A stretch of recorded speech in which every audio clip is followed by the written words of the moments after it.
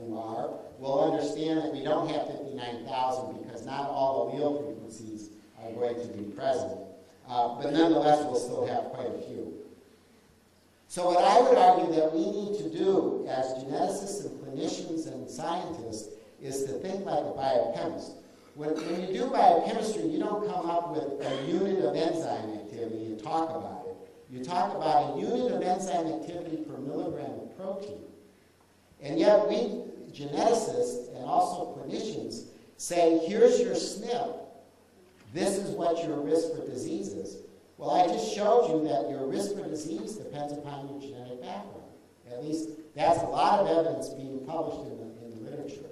So what I think we need to develop is what is your polymorphisms in a particular gene given your genomic background.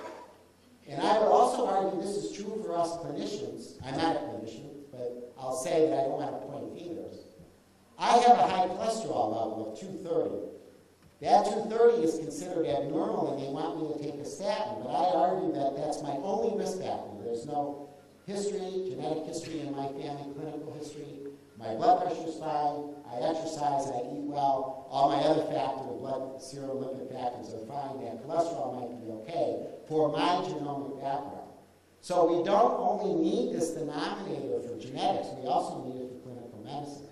I cannot pretend to tell you how that genetic factor is going to be calculated. Professor Cotton just indicated that there might be algorithms. It may not be a denominator.